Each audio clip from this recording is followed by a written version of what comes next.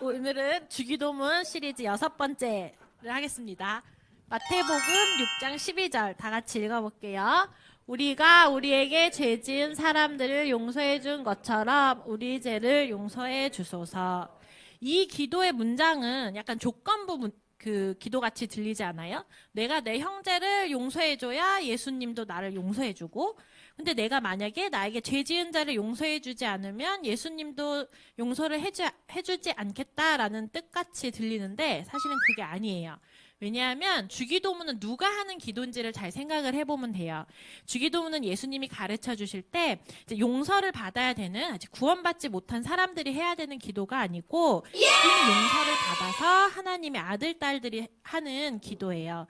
그래서 우리가 주님께 생명을 빚진 자라는 사실, 그래서 아들, 딸이 되었다는 사실이 너무 기뻐서 우리도 주님을 따라서 나에게 잘못한 사람들을 용서해 주겠다는 의미예요. 그래서 이거에 대한 예가 마태복음 18장에 여러분이 잘 아는 이야기가 나와요. 어느 날 왕한테 10,000달란트를 빚진 자가 있었어요. 이 10,000달란트는 요즘 돈으로 4조가 돼요. 너네 조라는 숫자 아니 혹시? 훌륭합니다. 4조는 지금 우리가 사는 집 약 10,000개 정도를 살 수 있는 어마어마한 돈이에요. 도대체 이런 돈을 왜 빚을 졌는지 모르겠어요. 근데 왕이 그냥 좋아, 너의 빚을 없애주겠어. 그러면서 그 어마어마한 빚이 아무것도 하지 않고 한 번에 탕감 받았으니 이 사람은 얼마나 신이 났겠어. 근데 이제 막 신이 나서 그날 집에 가다가 100데나리온 빚을 진 사람을 만났어요. 근데 이제 데나리온은 10,000달란트에 비하면 너무너무 작은 돈이야. 예를 들면 붕어빵과 아파트 정도의 비교를 할 수 있어요.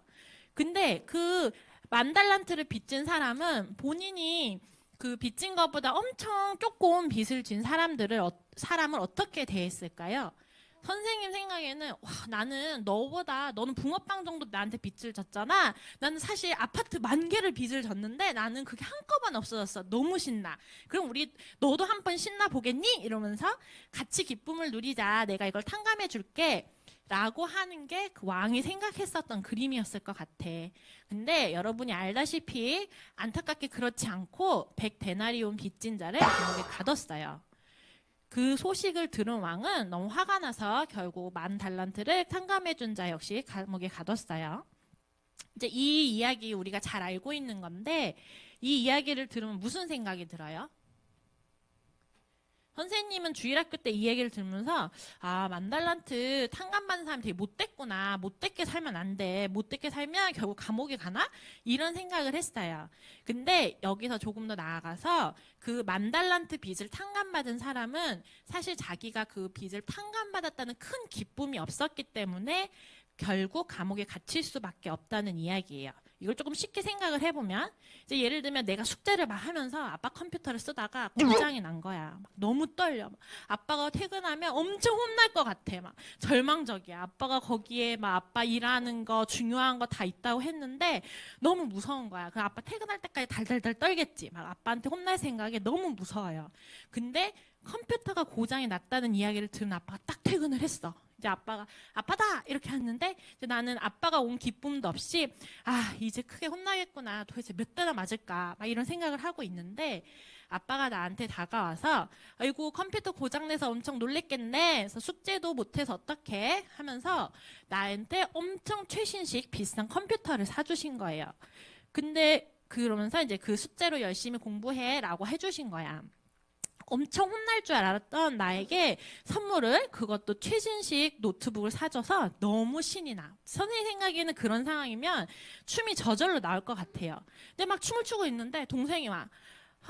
형 공책 10개 있더라. 나 그 중에서 한 개 빌려주면 안 돼? 라고 물어봐. 그럼 생각해봐. 내가 막 신이 나서 춤을 추고 있는데 동생이 내 노트북하고 비교도 안 되는 공책을 하나를 빌려달라고 해.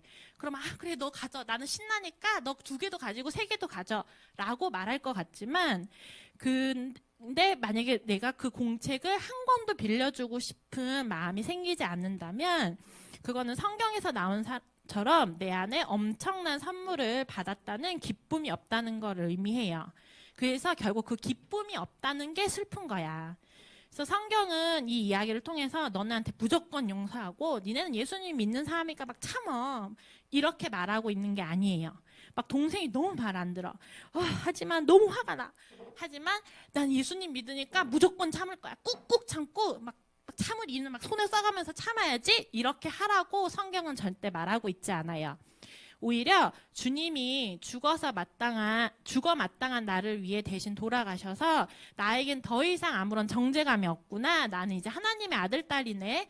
나는 더 이상 죄인이 아니라 자유를 누릴 수 있는 사람이다. 이 기쁨이 너무 커서 뭐 누가 나를 놀리든 내 물건을 빌려가든 상관이 없게 되는 거예요. 예를 들면 이렇게 우리 머릿속이 구원의 기쁨, 뭐 예수님, 성경 이런 걸로 차 있으면 저희 콩할 만한 누가 나를 놀리든 괴롭히든 이게 상관이 없는 거야. 그래서 네가 뭐 나를 바보라고 놀려? 괜찮아. 난 지금 너무너무 신나 하면서 네가 나한테 뭐라고 해도 상관없어. 그러니까 나는 너를 용서해 줄게 라고 하는 것이 하나님이 우리 친구들을 향해서 주신 말씀의 진정한 의미예요. 그래서 이번 주 한 주는 예수님이 나를 위해 돌아가시고 부활하심으로 나는 더 이상 그 하나님의 아들, 딸이 되었고, 그래서 내가 어떤 잘못을 하든 내가 어떤 실수를 하든 상관없이 나는 의인이 있고 거룩한 사람에 대한 기쁨을 더 실제적으로 느끼게 해달라고 기도하는 한 주가 되길 바랍니다.